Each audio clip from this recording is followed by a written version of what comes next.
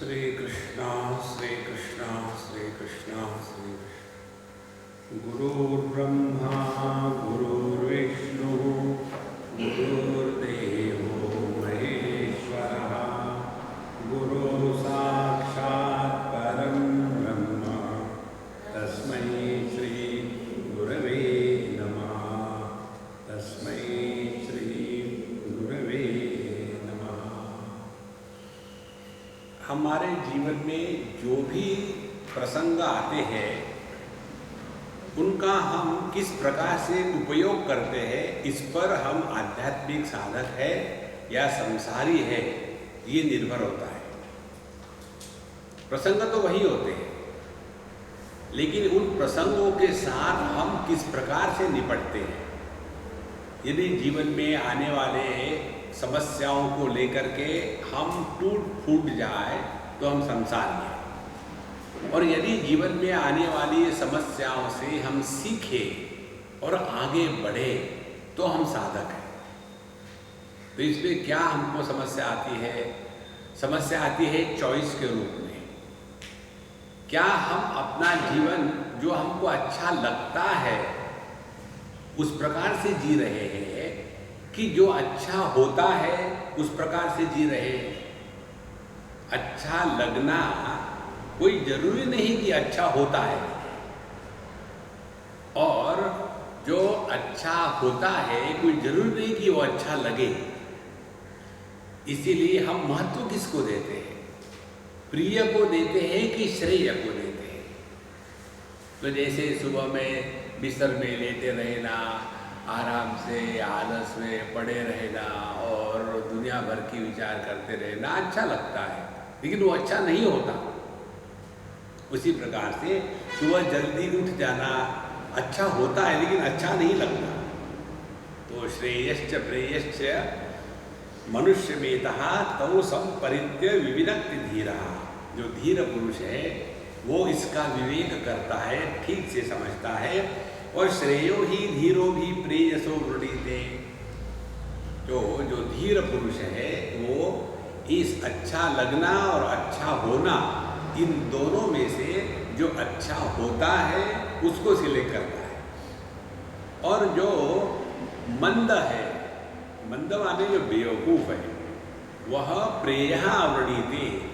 वो केवल जीवन में जो अच्छा लगता है उसी का वर्ण करता है। कारण क्या है? योगक्षेमात्। पूरा जीवन हमने केवल एक ही बात करी है, योग और क्षेम। जो नहीं है उसके प्राप्ति के प्रयत्न को योग कहते हैं, और जो है उसको बचा के रखने के प्रयत्न को क्षेम कहते हैं। तो पूरा जीवन हमारा इसी में चला जाता है। यहाँ तक के हमने कल देखा था। ये बताने का तात्पर्य क्या था? फिर ये नचिकेत की तारीफ कर रहे हैं। देखो, गुरु महाराज बड़े पक्के होते हैं, ऐसे आसानी से ज्ञान नहीं देते।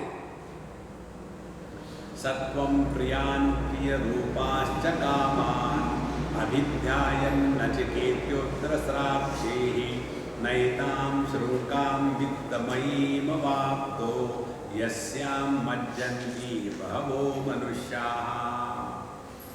हे नचिकेत, तुमने यह प्रिय प्रिय रूपान कामान अभिध्यायन, तुम्हारे सामने ये सुंदर सुंदर अप्सराएं, उनकी गाड़ियाँ, उनके आईपॉड और सभी के सभी भोग तुम्हारे सामने उपलब्ध कर दिए थे। लेकिन हे नचिकेत, तुमने उनका बड़े सहजता से त्याग कर दिया। देखो, कठोपनिषद में एक मंत्र आता है, कठोपनिषद में नहीं, कैवल्योपनिषद में एक मंत्र आता है, और वो मंत्र का उच्चारण हमेशा जब बाबा जी उनको रिसीव करते हैं ना, तब करते हैं। जो ट्रेडिशनल और ऑर्गेनाइज बाबा जी होते हैं उनका वैसा अगवानी करते हैं। सामने पूर्ण कुंभ रखेंगे, उसमें पानी पुनी भर करके ऊपर में आम के पत्ते, फिर नारियल को रख देंगे, और फिर न कर्मणा न प्रजया धनेन त्यागे नैके अमृतत्वमानशो, त्यागे नैके अमृतत्वमानशो। और त्याग छोड़ करके सब है वहाँ।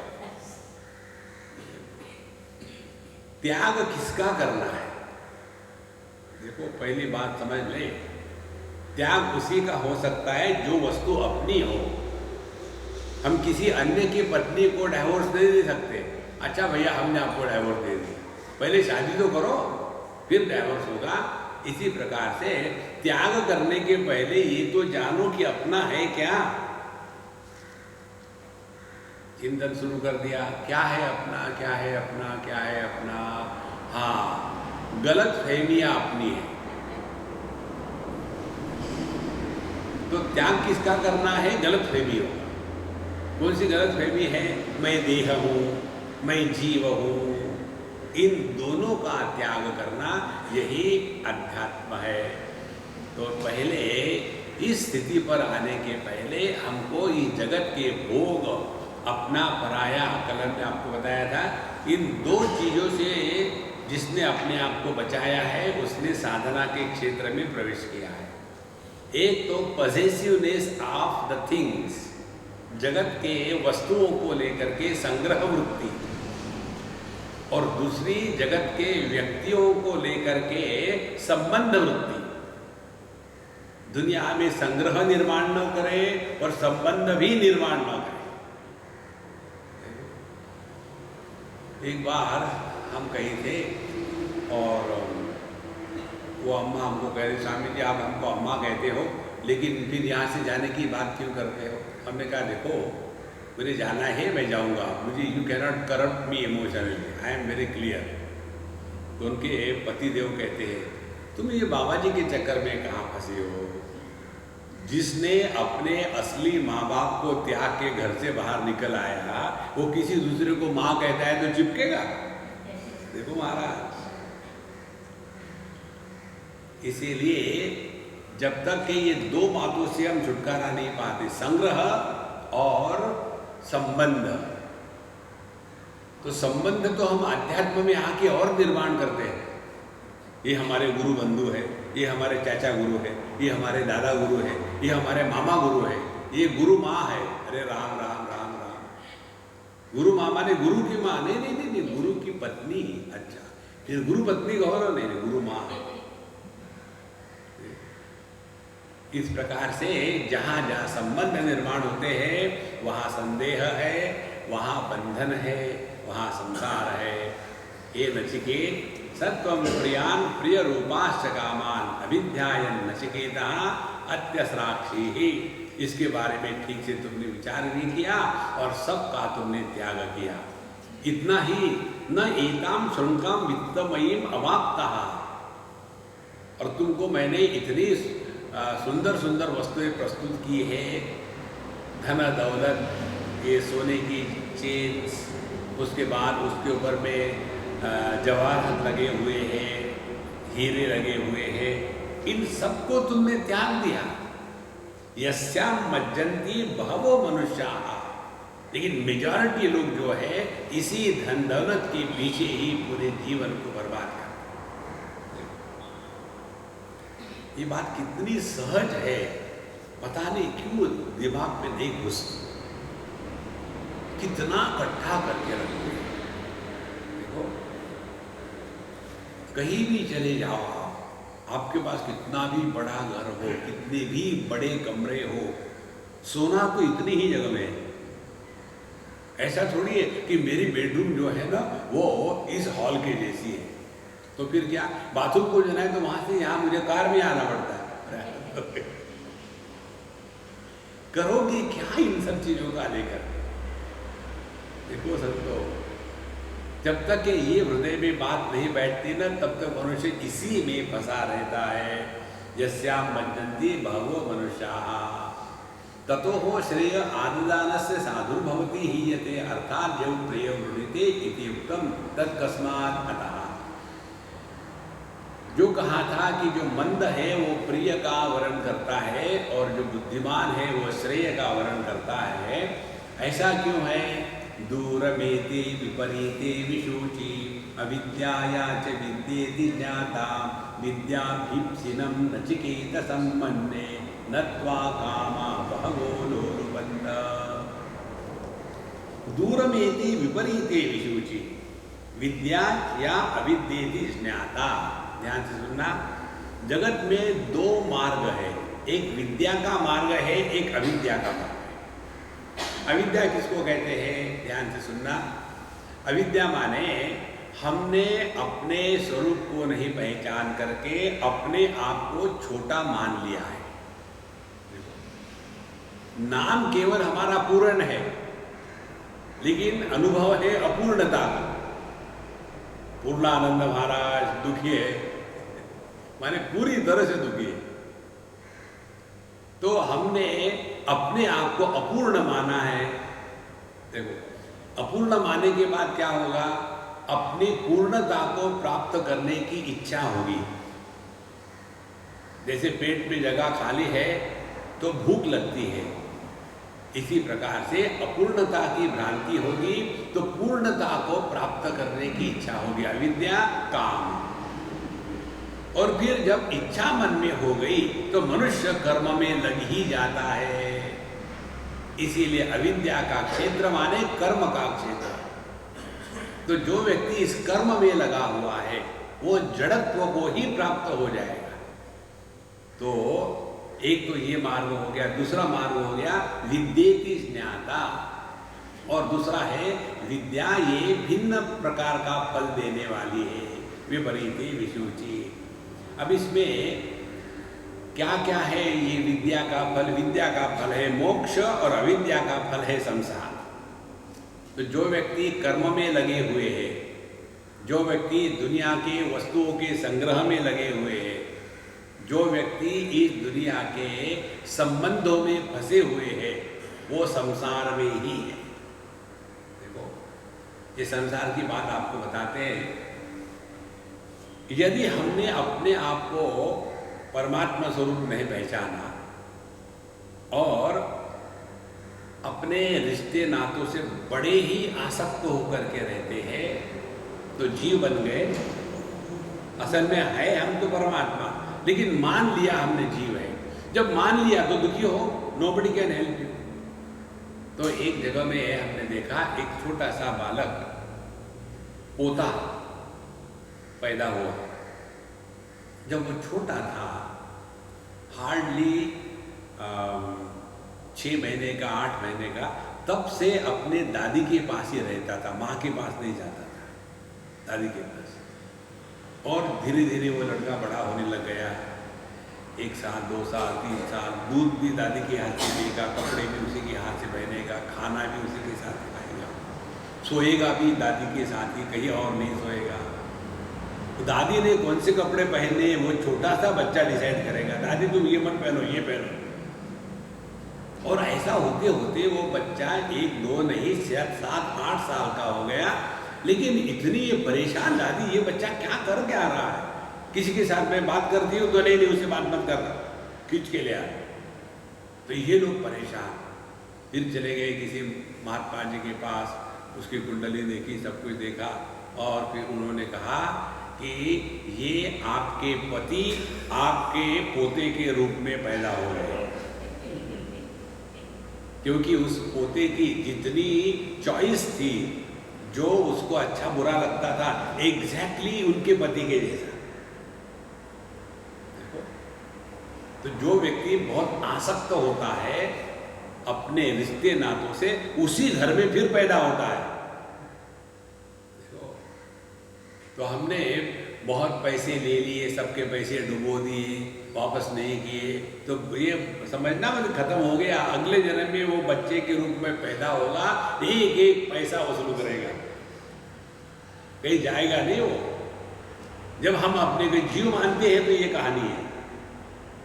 अब ये जो कष्ट हमारे जीवन में आते हैं, इस कष्ट से समझ ले कि हम हैं कौन। और जहां हमने अपने स्वरूप का अनुसंधान शुरू कर दिया, जब जीव भाव नष्ट हो गया तो अगला जन्म का चक्कर ही नहीं। तब समझ में आता है यहाँ कार्य कारण मिथ्या है। देखो, इसको जरा ऐसा समझ लो, ये बल्ब लगाए, एक बल्ब लगता है टॉयलेट में, दूसरा लगता है मंदिर में। अब इसकी कोई कार्य कारण है क्या? नहीं, ये जो बल्ब है ना, ये बड़ा पुण्यवान है, बहुत जन्मों के पुण्य किए थे, इसीलिए इसका स्थान मंदिर में है। ये महापापी है, इसीलिए टॉयलेट में लगाया। इसमें कोई बेवकूफी के सिवा और क्या है इसमें? देखो महाराज, मनुष्य अपने आप को इसी में फंसा लेता है। इसीलिए ये जो मार्ग है, विपरीत विषुचि, दोनों भिन्न प्रकार के मार्ग है और दोनों से भिन्न प्रकार की उपलब्धि होती है। हम यदि अविद्या के क्षेत्र में रहेंगे, अविद्या काम कर्म, उसी में फंसे रहेंगे। और यहाँ हमने अपने स्वरूप का अनुसंधान, यही जीवन का लक्ष्य रखा है, तब जाकर के हम अपना भला कर सकते हैं। कहते हैं विद्याभीप्सिनम नचिकेतसम मन्ये। यमराज कहते हैं मैं तो ये मानता हूँ, स्वीकार करता हूँ कि नचिकेत जो है ये विद्या के मार्ग से चलने वाला है, ये अविद्या के मार्ग से नहीं चलने वाला। जिस व्यक्ति को जीवन में नहीं ये कहना आता है और नहीं ये सुनना आता है, वही अपने मन को शांत रख सकता है। हम दोनों प्रकार से फेल है। अगला कहता है ले लो, नहीं चाहिए, नहीं जी ले लो, अच्छा दे दो, और फिर बाद में डिसेंट्री। उसी समय डट के ना कह दो तो ठीक हो जाता है। इसीलिए विद्याभीप्सिनम नचिकेतसम मन्ये नत्वा कामा बहवो लोलुपन्त। क्योंकि तुमको अनेक प्रकार की कामनाएं देने के बाद भी किसी ने भी तुम्हारे मन में लालच पैदा नहीं करी। इसीलिए श्रेयो मार्गात् आत्म उपभोग अभिवांछना संपादनेन। तो तुम अपने भोग में लिप्त होकर के अपना भला करने का जो व्यक्ति भूल जाता है, वो तुम नहीं भूले। अतः इसीलिए विद्यार्थिनम श्रेयो भाजनम मन्ये इति अभिप्रायः। इसीलिए हम ये मानते हैं, यमराज कहते हैं कि हे नचिकेत, तुम एक सिंसियर साधक हो, तुमको वास्तविक परमात्मा के दर्शन की भूख लगी। देखो महाराज, कई बार हम जब जाते सत्संग में, ये लोग बैठे होते हैं, आप देखेंगे सत्संग में दो प्रकार के लोग होते हैं। एक प्रकार के लोग मुंह लगे होते हैं, वो अपनी बातें करते रहेंगे, bug bug bug bug bug, चाहे उनको बोलना आवश्यक हो ना हो, बोलते रहे। तो दूसरे होते हैं वो एकदम सारग्राही होते हैं, शांत रहेंगे। शांत रह करके साधु संतों ने कहा हुआ एक आध शब्द, एक आध वाक्य, उससे उनको डायरेक्शन मिल जाती है। देखो, ऐसे ही एक बार हम कहीं थे, किसी ने हमको प्रश्न पूछा, हमने उसका उत्तर नहीं दिया, बाकी की बातें करते रहे। तो वहाँ एक मुँह लगी थी, उस मुँह लगी ने कहा, स्वामी जी अमुक अमुक ने ये प्रश्न पूछा था, आपने उसका उत्तर क्यों नहीं दिया? तो हमने कहा तुम यहाँ मेरी परीक्षा लेने के लिए बैठी हो क्या? फिर मैं उनको पूछो उत्तर मिला क्या? तो उन्होंने कहा स्वामी जी ने तो मुझे उत्तर दे दिया है, लेकिन हमने तो नहीं सुना, तुमको थोड़ी बोल रहे थे वो। देखो, साधु संतों के साथ रहना बहुत कठिन होता है। आप देखेंगे मंदिरों में जो साधु संत चले गए, उनकी ये समाधि हो, वहाँ बड़ी भीड़ होती है, वहाँ बड़ी पूजा अर्चा चलती है, वहाँ बड़ी भक्ति का वहाँ प्रदर्शन होता है। कारण क्या है? उनके खड़ाव के ऊपर में बॉइलिंग तेल डालो तो भी वो कुछ नहीं कहेंगे। देखो, और जिंदा महात्मा के गले में गिली गिली माला पहनाओ और वो डांटेंगे, ये महात्मा जी बड़े डांट रहे हैं। देखो, ईंट पत्थरों के साथ व्यवहार करना और जिंदा व्यक्ति के साथ व्यवहार करना बहुत फर्क होता है। इसीलिए हे नचिकेत, हमने आपको विद्याभीप्सिनम मन्ये, तुम विद्यार्थी हो, जानना चाहते हो। और जो लोग संसारी हैं, अब उनकी कहानी बताते हैं। अविद्यायामंतरे वर्तमानाः स्वयं धीराः पंडितं मन्यमानाः दंद्रम्यमाणाः पर्यन्ति मूढ़ाः अंधेनैव नीयमाना यथान्धाः। अविद्यायाम अंतरे वर्तमाना, ये केवल अविद्या में ही भटक रहे हैं। अविद्या का तात्पर्य क्या है? कर्म कर्म कर्म, ये करना है, वो करना है, ये पाना है, वो पाना है, ये बचाना है, उसका नाश करना है, पूरा जीवन इसी में लगा है। और स्वयं धीरा पंडितम माना मन्यमाना, लेकिन वो अपने आप को बड़े समझदार और ज्ञानी समझते हैं। ऐसे लोग क्या करेंगे? ध्यान से सुनना।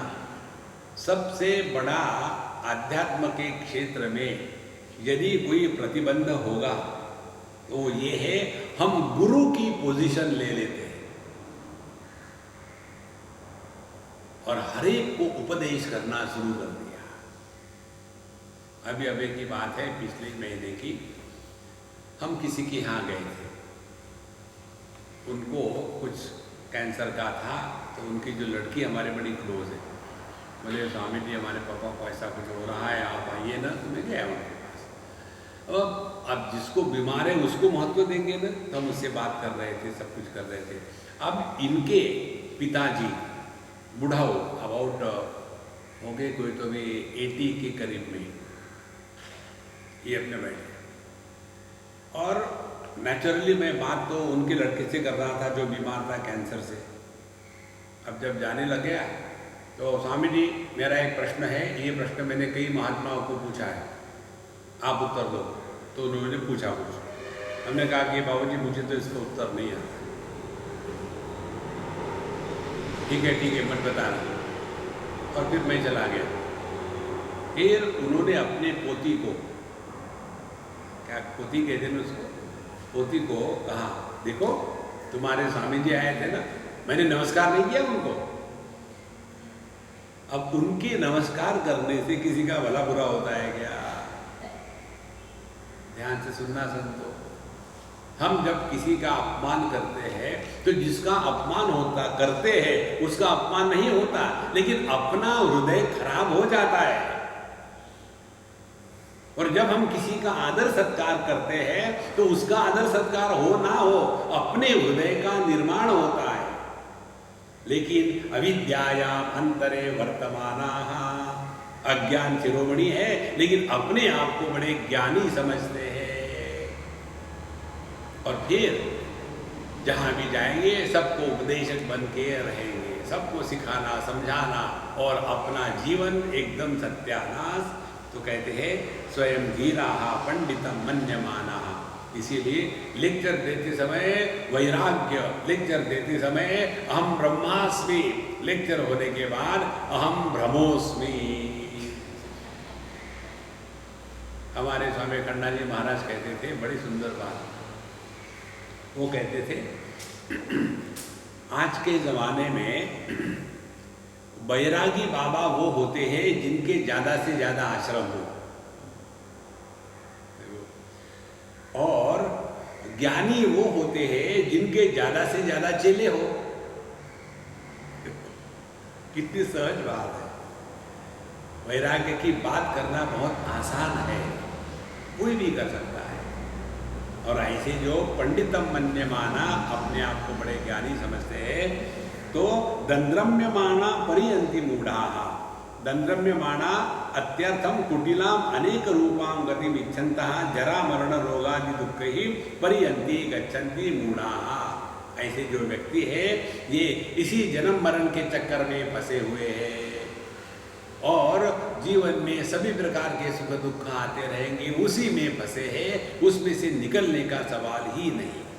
देखो महाराज, जब हमको हर एक दुख ही क्यों, हर एक अनुभूति परमात्मा का स्मरण दिलाई दी, तब हमने अध्यात्म में अपने आप को रखा है। हर एक अनुभव, केनोपनिषद की श्रुति कहती है प्रतिबोध विदितम मतम। प्रतिबोध, हर एक अनुभूति में परमात्मा का ही प्राकट्य है।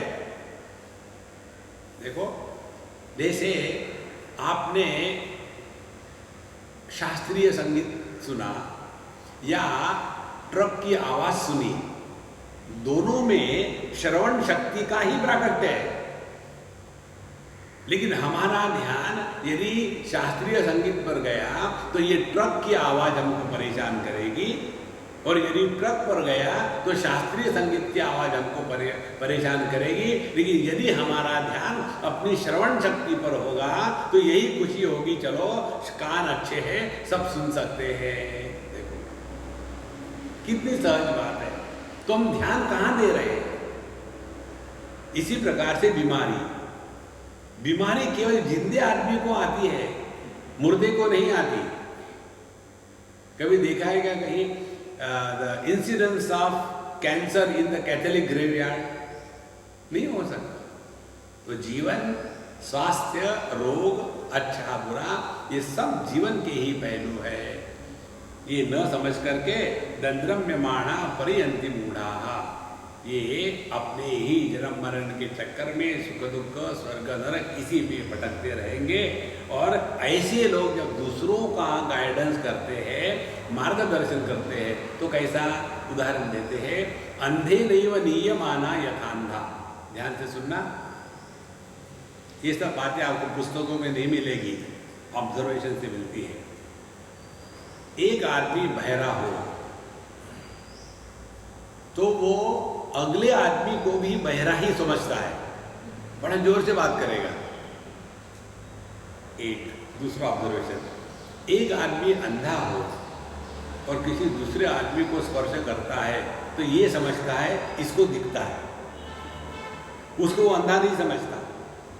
तो ऐसे एक अंधे आदमी ने दूसरे अंधे आदमी को हाथ लगाया, अच्छा भैया मुझे देखो, मुझे दिखता नहीं, मुझे ये जो है ना रास्ता क्रॉस करना है, क्रॉस करा दोगे? और दूसरा जो था वो भी अंधा था, वो क्यों बताए कि मैं अंधा हूं? अब एक अंधा दूसरे अंधे को लीड कर रहा है। इसी प्रकार से हमने अपने आप को तो पापी पुण्यात्मा, सुखी दुखी मान लिया है। और ऐसा व्यक्ति जिसने अपने आप को पापी पुण्यात्मा माना है, वो अन्य को भी वही मानेगा। ध्यान से सुनना, ये सिद्धांत की बात है। हम जगत को वही देखते हैं जो हमने अपने आप को देखा है। हमने यदि अपने आप को पैसे के उपाधि के साथ देखा है कि हम गरीब हैं या हम अमीर हैं, तो जगत का दर्शन कैसा करेंगे हम? इस जगत में दो प्रकार के लोग हैं, गरीब और अमीर। यदि हमने अपने आप को शादीशुदा या सन्यासी माना है तो जगत में कैसे देखेंगे? जगत में दो प्रकार के लोग हैं, एक शादीशुदा और दूसरे सुखी। क्योंकि जो हमने अपने आप को पहचाना है उसी के अनुसार जगत को पहचानते हैं। यदि हमने अपने आप को बूढ़ा माना है तो जगत में दो प्रकार के लोग हो गए, बूढ़े और जवान। अब इसको आगे चढ़ाओ। यदि हमने अपने आप को जीव माना है, यहां पापी आत्मा, पुण्यात्मा। मेरे जैसे तो पुण्यात्मा को है, हमने इतना दान धर्म किया है, ये आश्रम बनाए हैं, यहाँ देखो वहाँ जा करके हर कमरे में हमारा नाम लिखा हुआ है। आप वहाँ कितने वाले? हम नहीं जाते, तो लोगों की सेवा हो रही है। तो पैसे की उपाधि के साथ जोड़ा, दुनिया में पैसे वाले गरीब है। और यदि हमने अपने आप को शुद्ध चेतन सत्ता के रूप में स्वीकार किया है तो यह संपूर्ण विश्व उसी चेतन सत्ता का ही विलास मात्र है। इसीलिए आध्यात्मिक साधना में पहले हमको अपने आप को पहचानना पड़ता है कि हम असल में है क्या। हमने अपने आप को तो पापी पुण्यात्मा धर्मात्मा मान लिया है, और ऐसे होकर के साधना करेंगे तो पूरी साधना पैसा इकट्ठा करके आश्रम बनाना यही हो जाती है, बाकी कुछ नहीं। देखो, और फिर जहाँ गए वहाँ अपनों को आदर सत्कार मिलना चाहिए। बहुत पुरानी बात है, एक बार हम एक महात्मा के पास गए थे, उस समय छोटे थे। उन्होंने हमको देखा और हमको कहते, तुम पागल हो क्या, इतने दूर से दौड़ भाग के आए हो? तो मैंने कुछ बोला नहीं, बैठे बैठा रहा। पहला ही हमारा इंटरेक्शन था महात्मा के साथ लाइफ का। तो हमने कहा कि महाराज जी क्या साधना करें? बोले सादे कपड़े पहनना,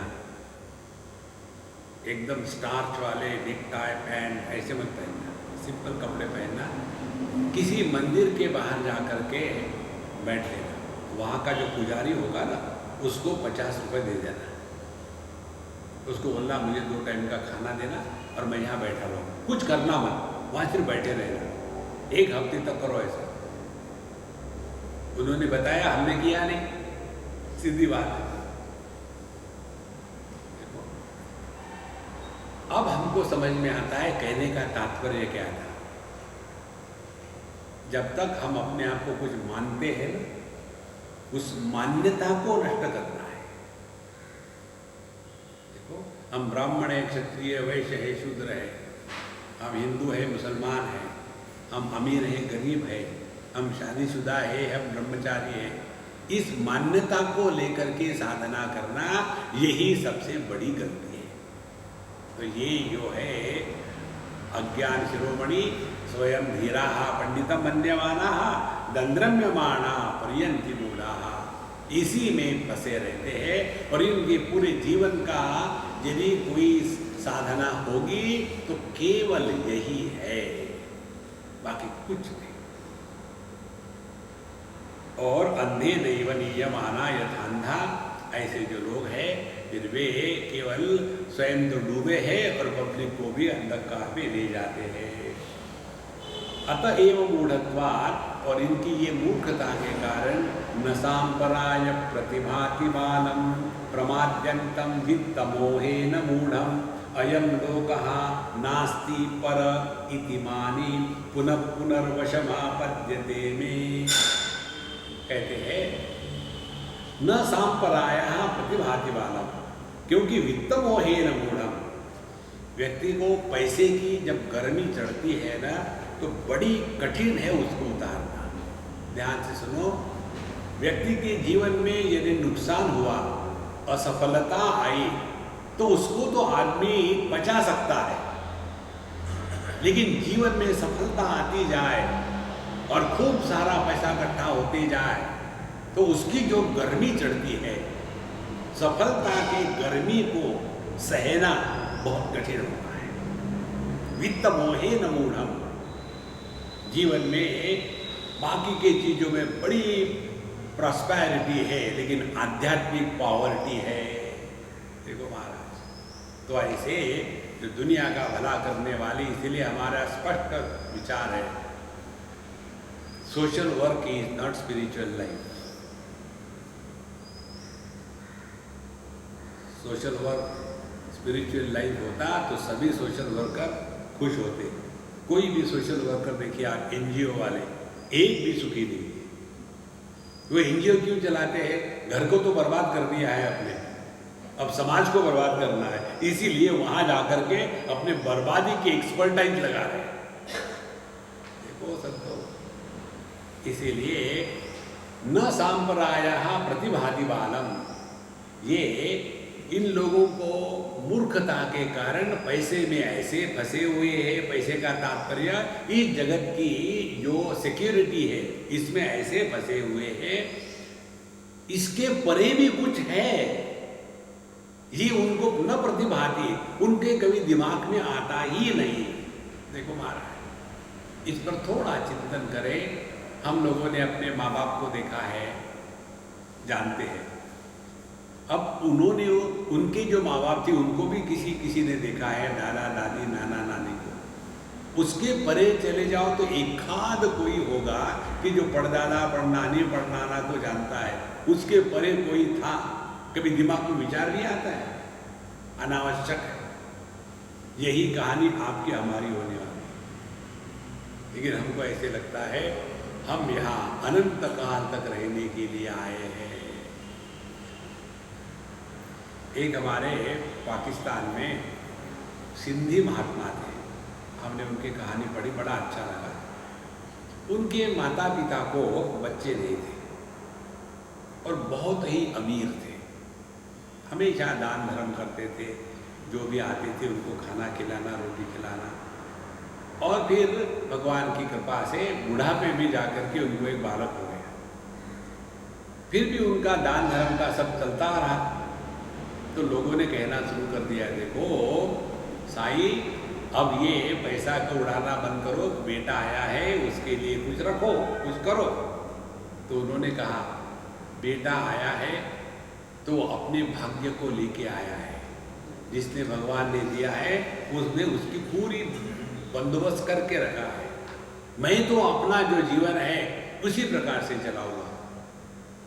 बच्चे के लिए इकट्ठा करके रखना, इसका सीधा सीधा अर्थ ये है कि हमको अपने बच्चे के बारे में कॉन्फिडेंस है कि वो बेवकूफ है, कुछ नहीं कर पाते, इसीलिए पैसा इकट्ठा करके रखना। देखो, ये बात पता नहीं क्यों समझ में नहीं आती, और फिर उसके कारण कितने घरों में तूफान होते हैं केवल इसी के चक्कर को लेकर के। इसीलिए संतो कहते हैं, न सांपराया प्रतिभाति बालम, बच्चे हैं समझते नहीं कि इस दुनिया के परे भी अपना जीवन है। अयम लोकः न परस्ति इति मानी, उनके लिए यही दुनिया सब कुछ है, इसके आगे कुछ है ही नहीं, ऐसा उनका जीवन है। और फिर पुनः पुनः वशम आपद्यते में, फिर ऐसे जो है वे फिर मेरे ही वश में आ जाते हैं, माने जन्म मरण के चक्कर में पड़े रहते हैं। जनन मरणादि लक्षण दुख प्रबंधारूढ़ एवं भवन्ति इत्यर्थः, प्रायेण ही एवं विध लोकः। तो साधारण दृष्टि से देखिए, दुनिया के हर एक व्यक्ति की यही कहानी है। यहाँ तो श्रेयोर्ति सहस्रेषु कश्चिद आत्माविद भवति तद्विधो यस्नात्, लेकिन एकाध होता है हजारों में जो इस आत्म तत्व के मार्ग पर चल पड़ता है। भगवद गीता के 7वें अध्याय में भगवान श्री कृष्ण कहते हैं, मनुष्याणाम सहस्रेषु कश्चिद यतति सिद्धये यततामपि सिद्धानाम कश्चिन माम वेत्ति तत्वतः। एकाध होता है जो इस मार्ग पर चलता है, और ऐसे एकाध हजारों एकाध जो होते हैं उसमें से जो योग्य मार्ग पर चलते हैं, और ऐसे जो हजारों योग्य मार्ग पर चलने वाले हैं उसमें से एकाध जो है उसको तत्व का दर्शन होता है। इसीलिए कहते हैं जो आत्मवेत्ता है वो कैसे है, श्रवणायापि बहुभिर्यो न लभ्यः शृण्वन्तोऽपि बहवोऽयं न विद्युः आश्चर्यो वक्ता कुशलोस्य लब्धा आश्चर्यो ज्ञाता कुशलानुशिष्टः। श्रवणायापि बहुभी यो न लभ्यः। देखो, यह आत्म तत्व के बारे में सुनने का मौका ही नहीं आता जीवन में। कई बार कितने साधु संत आके चले जाते हैं, लेकिन हमको पता ही नहीं चलता। पता चलेगा भी तो आलस्य निद्रा प्रमाद, नहीं तो संप्रदाय का भेद, मेरा गुरु तेरा गुरु। इसके कारण इस तत्व को जानना छोड़ करके हम फिर एक आध्यात्मिक संसार निर्माण कर देते हैं। देखो, श्रवणायापि बहुभी यो न लभ्यः। ध्यान से सुनना, ईश्वरानुग्रहादेव पुंसाम अद्वैत वासना। ईश्वर के अनुग्रह से ही मनुष्य को अद्वैत तत्व के बारे में जानने की जिज्ञासा होती है। ये केवल ईश्वर का अनुग्रह है। और ईश्वर का अनुग्रह कब होता है? ध्यान से सुनना, ये गवर्नमेंट ऑफ इंडिया नहीं है। अनुग्रह करने के लिए नालायक होने की पहले आवश्यकता है। देखो, अपने यहाँ जो रिजर्वेशन का चक्कर है ना, उसके क्वालिफिकेशन क्या है? यू शुड बी नालायक, फिर आपको वहाँ जगह मिलेगी। लेकिन आध्यात्म के क्षेत्र में भगवान का अनुग्रह उन्हीं पर होता है जो लायक है, नालायक पर नहीं होता। तो पहले हमको अपने जीवन को सुधारना है, और जब भगवान देखते हैं अब ये साधक योग्य है वेदांत के श्रवण के, तब उसके जीवन में यह वेदांत श्रवण की बात अपने आप होने लग जाती है। इसलिए श्रवणायापि बहुभिर्यो न लभ्यः शृण्वन्तः अपि बहवोऽयं न विद्युः। दूसरे प्रकार के लोग हैं जो सुनते तो बहुत है लेकिन समझ में कुछ भी नहीं आता। देखो कैसे होता है, उदाहरण दूँ आपको। ये उदाहरण मैंने दूसरे संदर्भ में दिया था। हम जब सुनते हैं तब हमारा ध्यान कहाँ है। एक बार अहमदाबाद में हमने एक मैनेजमेंट के इसमें लेक्चर दिया, काफ़ी लोग थे, हजारों, और विषय था time management skills to manage life. ये विषय था हमारा। लेक्चर पूरा हो गया, 1.5 घंटे का। प्रश्नोत्तरी, एक प्रश्न आया तो जो सज्जन थे बीच में वाले, उन्होंने देखा और नीचे रख दिया। हमने कहा क्यों नीचे रख दिया? बोले नहीं स्वामी जी बकवास प्रश्न है। हमने कहा आप कौन होते हो किसी के प्रश्न के ऊपर में मूल्यांकन करने वाले? लाओ मैं वही प्रश्न बोलूँ, नहीं तो मैं नहीं बोलूँ। Swami ji please, I said no, give me that question. अब सबके सामने क्या करें, भले आप बड़े हो। तो फिर उन्होंने मुझे प्रश्न दिया। प्रश्न था, Swami ji why your beard is white and hair are black? अब मुझे बताओ, टाइम मैनेजमेंट स्किल्स इस विषय पर 1.5 घंटे सुनने के बाद ये प्रश्न आया। तो वो आदमी कहाँ फंसा हुआ था? मेरे बालों में। तो सुन रहा था क्या वो? Therefore कहते हैं शृण्वन्तः अपि बहवो यं न विद्युः। भले हम सुने लेकिन सुनते समय हमारी एकाग्रता रहती है क्या, या बाकी सब चीज़ों में ही हमारा ध्यान जाता है? एक सत्संग की बात है, उड़िया बाबा का सत्संग। उड़िया बाबा के पास एक अम्मा गई, बोले महाराज जी मुझे आपसे कुछ एक आदमी के बारे में कंप्लेन करनी है। बोले क्या कंप्लेन करनी है? बोले जब हम सत्संग में बैठते हैं ना, वो आदमी हमेशा मेरी तरफ ही देखते रहता है। अब सत्संग में आता है, ये मेरे तरफ देखने के लिए आता है, हमेशा देखते रहता है। तो उन्होंने कहा अच्छा ये बताओ तुमको कैसे पता चलता है कि वो हमेशा तुम्हारे तरफ देखता है? Unless you look at him continuously। हमारा ध्यान नहीं होता, इसीलिए शृण्वन्तः अपि बहवो यं न विद्युः आश्चर्यो वक्ता कुशलोस्य लब्धा। और आगे बताते हैं इस आत्म तत्व के बारे में विशेषता क्या है? वक्ता ही आश्चर्य है। देखो वक्ता आश्चर्य क्यों है? पहली बात, जो बोला जाता है वो किसी प्रयोजन से बोला जाता है या तत्व का प्रतिपादन करने के लिए बोला जाता है। देखो यदि हमको कोई स्कूल कॉलेज चलाना हो तो बीच में हम एक छोड़ेंगे छोटी सी, देखो ये दान धर्म की बात है। हमारे यहाँ भी हम एक बड़ी स्कूल बना रहे हैं, उसमें यदि आप में से जो भी चाहे, अब वहाँ प्रवचन हो रहा है तत्व चिंतन का, और बीच में बात घुसाड़ दी, इतना डोनेशन दे दो तो आपका नाम छपेगा।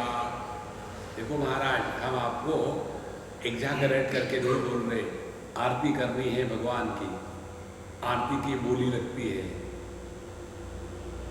आज की आरती अमुक अमुक करेंगे, फिर वो अमुक अमुक सर दर्श करके आएंगे और सबको दिखाने के लिए फिर एक बड़ा पैकेट महाराज जी के सामने रख देंगे।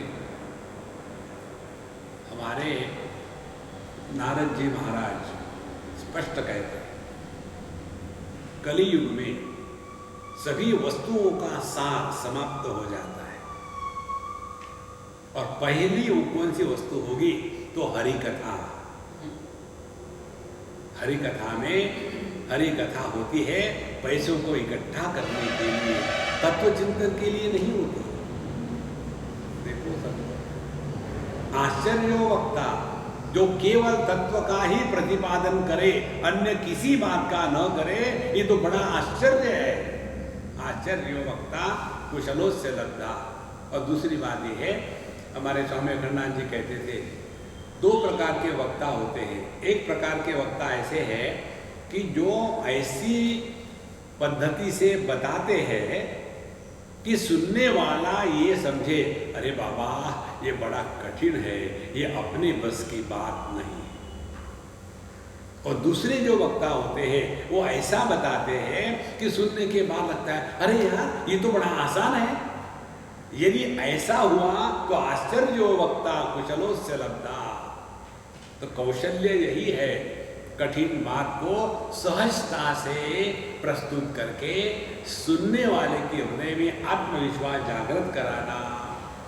आश्चर्यो वक्ता कुशलोस्य लब्धा और आश्चर्यो ज्ञाता कुशलानुशिष्टा। आगे कहते उससे भी ज्यादा आश्चर्य ये है कि सुनने वाला ठीक समझ रहा है।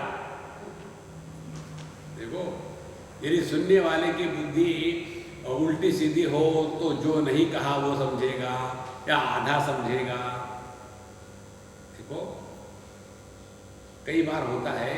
एक बार मुझे किसी ने पूछा, स्वामी जी आपने वो जो जोक बताया था ना, वो मुझे फिर से बताइए जरा। अब ऐसा जब कोई पढ़ा लिखा बड़ा व्यक्ति कहता है, आप तो हंस पाए ना, मैं हंस भी नहीं पाता। अब क्या कहे ऐसे लोगों को? क्या मैं जोक बताने के लिए यहाँ हूँ? तत्व का प्रतिपादन हो रहा है कि जोक बताए जा रहे हैं। देखो, हमारे कैवल्य धाम में वहाँ कोई ऐसे सूक्ष्म तत्व का चिंतन चल रहा था और वहाँ एक पंजाबी अम्मा आई मोटी सी। वहाँ तो लोग अपना वजन कम करने के लिए आते हैं, तो आई, उसने देखा हमारे प्रवचन चल रहे तो आके बैठी। लेक्चर होने के बाद आप अनुभवानंद ही है ना? हाँ। मुझे नहीं लगते आपने? नहीं, छोड़ दो फिर। बोले नहीं, आपने एक भी जोक नहीं बताया। अब उस महारानी को मैं क्या कहूँ? आप तो हमेशा जोक बताते हो ना, और हिंदी में बताते हो, यहाँ अंग्रेजी क्यों मार रहे हो? देखो, आश्चर्यो वक्ता कुशलोस्य लब्धा, आश्चर्यो ज्ञाता कुशलानुशिष्टा। जो बताया है उसका तात्पर्य ग्रहण नहीं होता, जोक ही ग्रहण होता है। तो यह जो श्रेय के मार्ग पर चलने वाले हैं, इनकी बात बताई। अब ऐसा क्यों है? क्योंकि बोलने वाला भी बड़ा आश्चर्य है और सुनने वाला भी बड़ा आश्चर्य है। क्योंकि बोलने वाला केवल अपनी ही बड़ाई मारेगा और सुनने वाला केवल जो कन्वीनियंट है वही सुनेगा, सच थोड़ी सुनना चाहते हैं। इसके लिए कहते हैं न नरेण वरेण प्रोक्त एषः सुविज्ञेयो बहुधा चिन्त्यमानः अनन्य प्रोक्ते गतिरत्र नास्ति अणीयान्यतर्क्यम् अणुप्रमाणात्। बहुधा चिन्त्यमानः, इस तत्व के बारे में अनेक प्रकार का चिंतन हुआ है। देखो, कोई कहते हैं आत्मा देह से भिन्न है, कोई कहते हैं आत्मा देह के अंदर है, कोई कहते हैं आत्मा एक अणु के जैसा है, कोई कहते हैं आत्मा इतना छोटा है कि बाल को यदि ऐसा डिवाइड करें तो उसमें से 1000 टुकड़ों में से एक टुकड़े को फिर 1000 करो तो कितना बारीक होगा बाल, अग्र शताग्र, इसको काट करके होगा, उतना आत्मा सूक्ष्म है। दूसरे कहते हैं आत्मा पूरे देह में व्याप्त है। बहुधा चिंत्यमाना, इस आत्म तत्व को लेकर के अनेक विचार हो गए हैं और इसीलिए न नरेण अवरेण प्रोक्त एष सविज्ञेयः। इसीलिए बताने वाला यदि जो बता रहा है उसका अनुभव उसको नहीं है तो उसने बताई हुई बात गले नहीं उतरती। देखो महाराज, एक ऐसा उदाहरण समझ लो। आपको यदि पूछा, बताया गया कि भैया आप विवेकानंद के बचपन के जीवन के बारे में प्रवचन दीजिए, तो आप क्या कहेंगे? कब देना है? अभी तो नहीं हो सकता। कब दे सकते? अगले संडे। बहुत बढ़िया। तो एक हफ्ते आप क्या करोगे? गूगल जाओगे और गूगल में जा करके पूरी तैयारी करोगे और तैयारी करके आगे लेक्चर देने के लिए आपको 15 मिनट का टाइम दिया था और आपने लेक्चर तैयार किया और सोचा ही कि 15 मिनट तो लग ही जाएंगे, लेकिन जब लेक्चर शुरू किया तो 5 मिनट में लेक्चर खत्म हो गया। अरे राम, अब 10 मिनट क्या करें? नहीं जी, आपको तो और 10 मिनट है, बोलिए, विवेकानंद के बारे में ही बोले। अब जितनी तैयारी करी थी वो तो खत्म हो गई, अब क्या बोले? अच्छा, अपने बारे में बोलिए। हाँ, जब आदमी को अपने बारे में बोलना होता है तो तैयारी करनी पड़ती है क्या? कारण क्या है? अपने बारे में व्यक्ति अपनी अनुभूतियां बोलता है, उसमें सहजता है, उसमें कोई तैयारी नहीं होती। इसी प्रकार से जो इस तत्व में आरूढ़ है, उनके वचन हमारे जीवन में परिवर्तन लाते हैं। और जो इस तत्व में आरूढ़ नहीं है, केवल शब्द जालम महारण्यम चित्त भ्रमण कारणम, केवल शब्द जाल मात्र है, तो ये केवल हमको अपने एंटरटेनमेंट के लिए ठीक है, लेकिन इसके द्वारा अपने जीवन में परिवर्तन नहीं आता। इसीलिए न नरेण वरेण प्रोक्त एष सुविज्ञेयः अणुरे बहुधा चिन्त्यमानः अनन्य प्रोक्ते गतिरत्र नास्ति। अनन्य प्रोक्ते, और जो इस तत्व के बारे में बोल रहा है वो उस तत्व के साथ एक होकर के बोल रहा है, क्या उसके से अलग होकर के बोल रहा है? देखो, आपने समझो गूगल करके जो बात बताई, समझो फिनलैंड आप गए थे, किसी को बताना है तो आप सीधा गूगल जाओगे, वहां का पूरा डाटा करोगे, बताओगे। टेक्निकली साउंड पेपर, और जो व्यक्ति वहां रहता है उसको पूछो, तो वो जो बोलेगा उसके बोलने में टेक्निकल साउंडनेस ना हो, लेकिन अनुभूति जरूर होगी। इसीलिए अनन्य प्रोक्ते, जो इस तत्व के साथ एक है, वो जब ये तत्व को बताता है तो निश्चित रूप से हमारे बुद्धि में प्रकाश होता है। कारण क्या है? अणीयान यतर्क्यम अणुप्रमाणात्, यह तत्व सूक्ष्म से भी सूक्ष्म है, तर्क के परे है, और कहते हैं यतर्क्यम अणुप्रमाणात्, ये अत्यंत सूक्ष्म होने के कारण हमारी इंद्रिय मन बुद्धि इनके परे है, और ऐसे वस्तु के बारे में बताना केवल अनुभवी ही बता सकता है, अन्यथा नहीं। अनन्य प्रोक्ते गतिरत्र नास्ति। लोग कहाँ फंस जाते हैं? नैषा तर्केण मतिरापनेया प्रोक्तान्ये नैव सुज्ञानाय प्रेष्ठ यां त्वमापश्यत्य धृतिर्मतासि त्वां गृह्णो भूयान् नचिकेत प्रश्ना। हे नचिकेत, नैषा तर्केण मतिरापनेया, यह जो तत्व की उपलब्धि है ये लॉजिक के द्वारा नहीं होती। कितने बार हमें लॉजिक में फंस जाते हैं। ये लॉजिक का एक बार आदमी को स्वभाव बन गया, हर चीज को लॉजिक से देखना चाहता है। हमारे नारद महर्षि का सूत्र हमको बहुत अच्छा लगता है। वो कहते हैं, वादो न अवलंब्य, किसी के भी साथ किसी भी विषय पर लेकर के उलझो मत।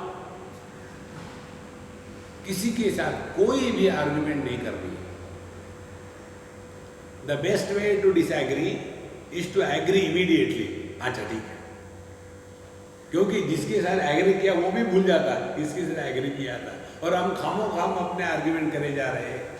तो नैषा तर्के न मतिरापनेया, जो तर्क की बुद्धि है, इस तर्क की बुद्धि के द्वारा तत्व का अनुभव नहीं आता, क्योंकि परमात्मा बुद्धि के तर्क के परे है। प्रोक्ता अनन्य नैव सुज्ञानाय प्रेष्ठ, लेकिन जिसने योग्य प्रकार से शास्त्रों का अध्ययन किया है, उसके ऊपर मनन किया है, उसके बाद उसके ऊपर निधिध्यासन में लगा हुआ है, ऐसी जिसकी बुद्धि शास्त्र से परिप्लुत है, शास्त्र के ज्ञान से जो परिपूर्ण है, और जिन्होंने इस ज्ञान को जीवन में उतारने की साधना करी है, उन्हीं के द्वारा यह ज्ञान प्राप्त हो सकता है। या त्वम आपः सत्य ज्योतिर्वदासी, और हे नचिकेत, ऐसी बुद्धि तुमको प्राप्त हो गई क्योंकि तुमको सत्य के सिवा और कुछ भी नहीं चाहिए। देखो, सत्य धृति बतासी, तुमको सत्य के सिवा कुछ भी नहीं चाहिए। देखो महाराज, ये मालूम है कैसे होता है? जब आदमी को खूब कस की भूख लगे तब जो आया खा लेता है, क्योंकि भूख जोर से लगी है।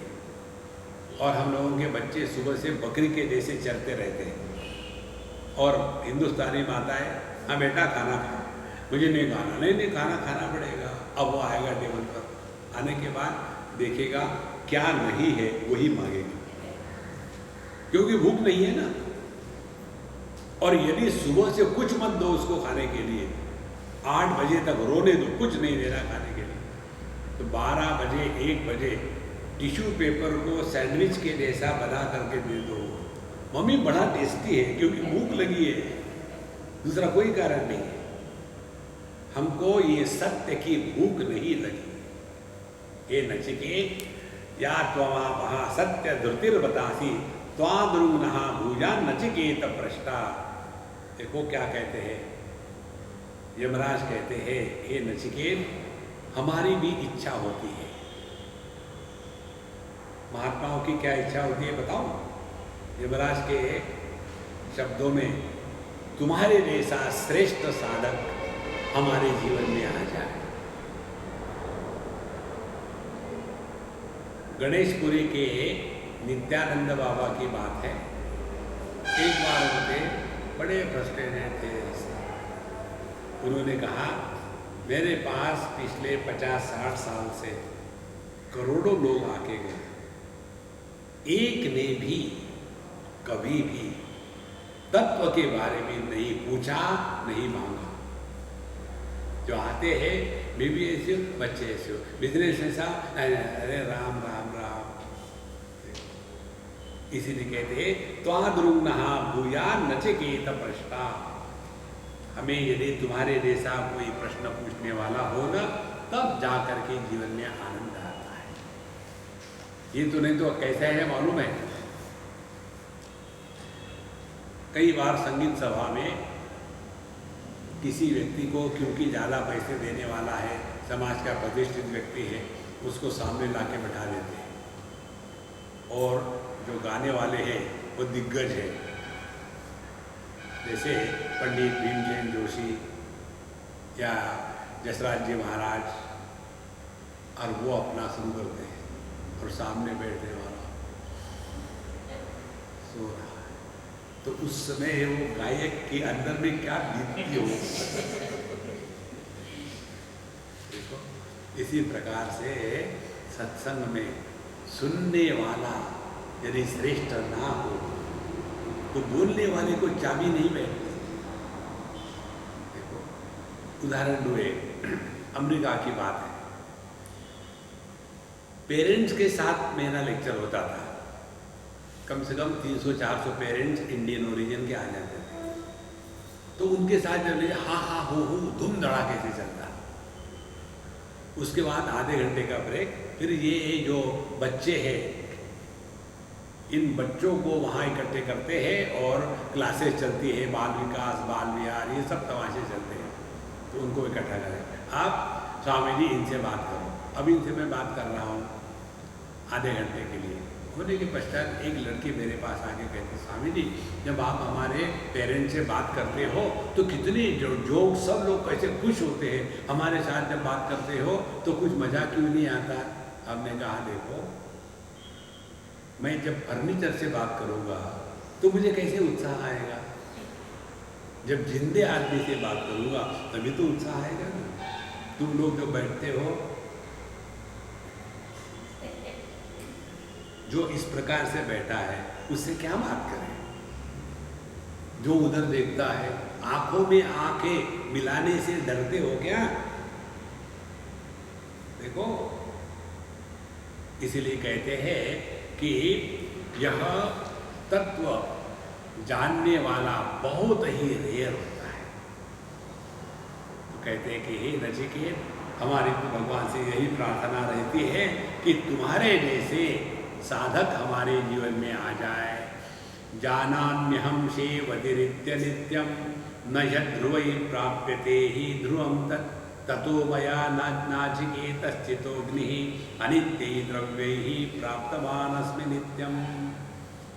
अब नचिकेत की तारीफ करने के लिए गुरु महाराज अपनी बुराई करते हैं। क्या कहते हैं कि नचिकेत मैं जानता हूँ, जानाम्यहं शेवति नित्य नित्यम, ये जो फल है कर्मकांड का, कर्म स्वरूप जो फल है ये अनित्य है, मैं जानता हूँ। और फिर भी मैंने अपने जीवन में अनेक प्रकार के यज्ञ किए, कर्म किए, जिसके फलस्वरूप मुझे ये यमराज का पद मिल गया। जब मुझे यमराज का पद मिल गया तो मैं बड़ा खुश हो गया। अब सब मेरे से डर के रहेंगे, यमराज आ गया है, कितनी पावर होगी मेरे हाथ में। और ये जानते हुए भी कि ये नित्य नहीं है, अनित्य वस्तु से प्राप्त वस्तु कभी नित्य नहीं हो सकती, ये जानते हुए, जाना भी हम ये जानते हुए भी मैंने इसी याम्य पद के लिए ही सब कुछ साधना करी। लेकिन नचिकेत, जब मैं तुमको देखता हूं, तुमको सब कुछ दिया गया था, लेकिन तुमने बड़े हिम्मत के साथ, समझदारी के साथ सब भोगों का त्याग कर दिया। एक बात बताओ आपको, कैसे मनुष्य फंसता है, क्या यहाँ कहना चाहते हैं यमराज। एक बार हम कहीं गए थे, शायद पहाड़ों में थे कहीं तो भी, तो जिनके यहाँ गए सिंधी थे वो,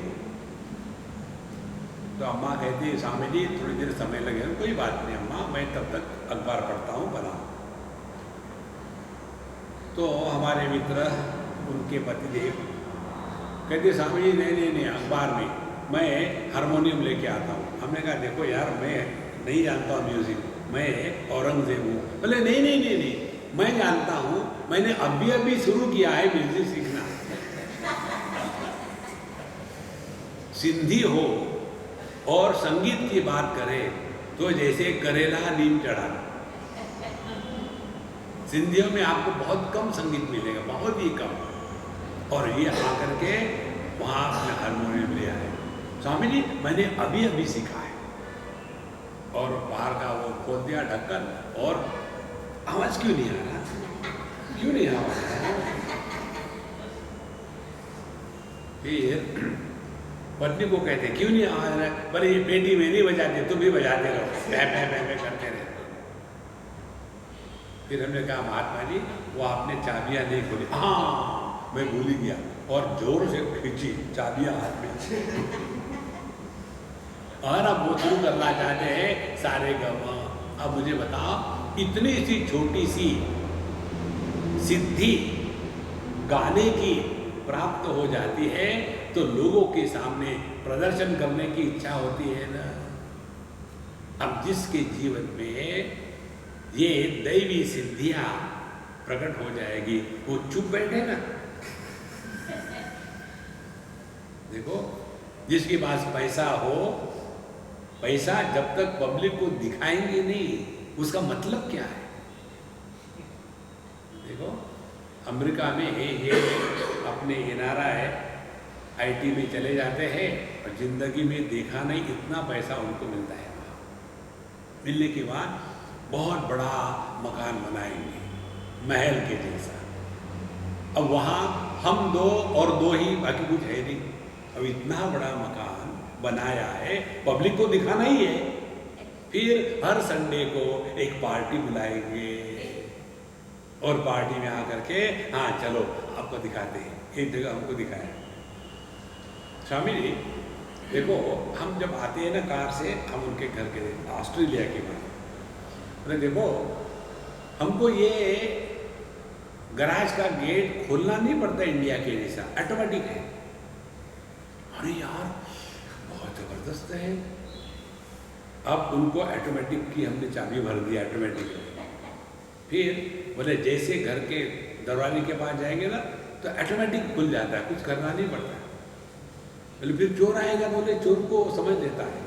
अब उन्होंने अपने हाथ में रिमोट रखा था कि हमको इतना बेवकूफ़ बना रहे, तो जा करके अंदर गए और फिर हम हाथ धोने के लिए गए। बोले स्वामी जी यहाँ टैप को खोलना नहीं पड़ता, हाथ ले आओ ऑटोमेटिकली पानी आ जाता।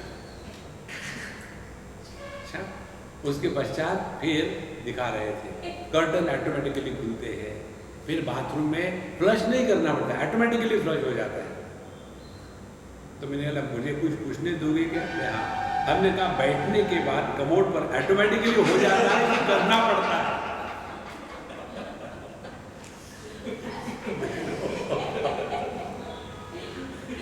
कितना मनुष्य छोटी मोटी चीजें होती है तो उसके प्रदर्शन की इच्छा होती है। देखो संतो, इसीलिए मुझे ये याम्य पद की शक्ति मिल गई तो मैं चुप बैठूंगा, अब मैं तो यमराज बन के रहूंगा। पतंजलि योग दर्शन में स्पष्ट आता है जो व्यक्ति इन सिद्धियों के चक्कर में फंसा है वो इस जगत में ही फंसा रहता है। इसीलिए हमारे दो सिद्धांत हैं, ट्राई करो जीवन में। किसी को सुखी करने का प्रयत्न मत करना। जगत में आज तक कोई किसी को सुखी नहीं कर सका। कारण क्या है? हर एक को दुखी होने का अधिकार है। अब दूसरी बात, किसी को दुखी करने की आवश्यकता ही नहीं। हर एक आदमी अपने आप में दुखी है ही, तो क्यों परेशान होते हैं? हमने उनके लिए इतना किया लेकिन नहीं हमारे, क्यों किया? ये तुम्हारी बेवकूफी है। देखो, इसीलिए कहते हैं कि हे नचिकेत, मैं इसी दुनिया के सिद्धियों में फंस गया। ततो मया नचिकेत चितोग्नि, मैंने यह नचिकेत अग्नि का चयन किया और ये स्वर्ग में आकर के मैं यमराज के रूप में बैठ गया। अनित्य ही द्रव्य ही प्राप्तवान अस्मि नित्यम। और फिर ये यमराज के पद में आकर के जगत के दृष्टि से देखो तो मैं नित्य हूँ, लेकिन तत्व के दृष्टि से देखो तो मैं भी अनित्य हूँ। कामस्याप्तिं जगत प्रतिष्ठां क्रतोरनन्त्यस्य अभयस्य पारं स्तोम महदुर्गायं प्रतिष्ठां दृष्ट्वा धृत्या धीरो नाचिकेतोस्त्य साक्षी। हे नचिकेत, तुमने अत्यंत समझदारी के साथ, धृत्या धीरा, समझदारी के साथ सभी के सभी जो भोगों की अवधि है, जो भोग मनुष्य को कल्पना भी नहीं किए जा सकते हैं, ऐसे स्वर्ग के सभी भोग तुमको प्राप्त हो गए थे। और यज्ञ फल का जो अनंत तत्व है कि तुम हमेशा रहोगे, मरोगे नहीं इत्यादि, ये भी तुमको प्राप्त हो गया था। और अनेक प्रकार की जो अभय की मर्यादा है, किसी भी प्रकार से तुमको भय होगा ही नहीं। 6 प्रकार का जो भय है, जरा, मृत्यु, अशना, पिपासा और शोक मोह, ये 6 प्रकार के भय भी तुमको नहीं है। और ये सब मिलने के बाद भी हे नचिकेता अत्यसराक्षी, ये सब को जानते हुए भी तुमने बड़े हिम्मत के साथ इन सब का त्याग कर दिया है। तुम्हारे जैसा साधक बहुत ही रेयर होता है। तम दुर्दर्शम गूढ़मनुप्रविष्टम गुहाहितम गह्वरेष्टम पुराणम अध्यात्म योगाधिगमेन देवम मत्वा धीरो हर्ष शोको जहाति। कहते हैं कि तम दूरदर्शम गूढ़मनुप्रविष्टम, जो अत्यंत कठिन है समझने के लिए, जिसको पहचानने के लिए, क्योंकि गूढ़ स्थान में प्रविष्ट है। गूढ़ माने क्या? गूढ़ माने जो होते हुए भी नहीं दिखता। देखो कैसे हम दृष्टि से रूप रंग को देख सकते हैं, लेकिन दृष्टि को हम नहीं देख सकते। देखो, तो यही दृष्टि की गूढ़ता है। तो तम दूरदर्शन गूढ़ मनुप्रविष्टम, और गुहाहितम गौवरेष्ठम पुराणम, और अपने ही बुद्धि के आधार के रूप में, अधिष्ठान के रूप में जो अत्यंत सूक्ष्म तत्व है, ऐसे देव को, ऐसे तत्व को अध्यात्म योगाधिगमेन मत्वा, केवल अध्यात्म योग के द्वारा ही इस परमात्मा तत्व को पहचाना जा सकता है। और जिसने पहचान लिया है, मत्वा धीरो हर्ष शोको जहाती, उसके जीवन से हर्ष और शोक दोनों हमेशा के लिए नष्ट हो जाते हैं। इसीलिए जीवन में ये दो ऑप्शन हैं, एक श्रेय मार्ग और एक प्रेय मार्ग। श्रेय मार्ग में चलने वाले का भला होता है, प्रेय मार्ग में चलने वाले का उस समय के लिए तो बढ़िया है, बाद में जा करके परेशानी है। ध्यान से सुनना। एक बार हम किसी एक बूढ़े आदमी से मिले और वो बूढ़ा आदमी 80 से आगे पीछे होगा। हम उनको गुरुजी कहते थे, बड़े अच्छे सज्जन थे, हमारे बड़े मित्र थे। उस समय हम जवान थे और उनको जब कहा, मिलने गए, पता चला बीमार है, तो हमने कहा गुरुजी क्या हाल है? तो उन्होंने अपने लड़की को कहा दरवाज़ा बंद कर लेना, बाद में बुलाऊंगा तब आना। तो क्या हो गया अभी? और मैं जिस सोफा पर बैठा था आके मेरे बगल में बैठे और अपना सर मेरे गोद में रखकर खूब फूट फूट के रोए। मेरा क्या हो गया पापा, क्यों रो रहे हो? तो आप मुझे कुछ भी कहो, गुरुजी मत कहना। अरे ठीक है, नहीं कहूँगा गुरुजी। बोले, फिर उन्होंने बताया, मैंने इतने भजन गाए हैं, कोई भी सत्संग मेरे सिवा शुरू नहीं होता था, मेरे सिवा समाप्त नहीं होता था। हमारे समाज में जब तक के शर्मा जी नहीं, तब तक के सत्संग शुरू नहीं होता था। मैं बहुत अच्छा गाता हूँ, आपने भी सुना है। और धीरे धीरे मुझे वही लगा कि बस मैं सब लोग मुझे गुरुजी कहने लगे, मैंने स्वीकार कर लिया, लेकिन अंदर में एकदम खाली खाली खोखला है। अब मुझे अंदर में दुख होता है। मैंने जीवन में भगवान का नाम इतने बार गाया है, लेकिन भगवान को एक बार भी नहीं याद किया। मेरा पूरा का पूरा ध्यान केवल संगीत में, तबला में, पेटी में, राग में, रागिनी में, इसी में चलता गया। भगवान को मैंने कभी याद नहीं किया। अब मुझे डर लगता है मृत्यु का, अब मुझे डर लगता है क्या होगा, कैसा होगा। देखो संतों, इसीलिए क्या कहते हैं, ये अत्यंत गुहाहितम गौवरेष्ठम पुराणम अध्यात्म योगाधिगमेन मत्वा। तो यदि हमने अध्यात्म योग के द्वारा, माने ये सब का सब उपाय है, कर्म उपाय है, उपासना उपाय है, योग उपाय है, शास्त्रों का अध्ययन उपाय है, लेकिन इसके द्वारा जो अनुभव है वो अपना होना चाहिए। You cannot transfer the experience. देखो, एक बार स्वामी अखंडानंद जी महाराज एक महात्मा के पास गए और उन्होंने कहा कि महाराज जी, भगवान का नाम आता नहीं, क्या करें? बोले कैसे नहीं आता, शुरू करो। उन्होंने कहना शुरू कर दिया, मेरे बात कहो, ओम श्री राम जय राम जय जय राम, ओम श्री राम जय जय राम। शुरू।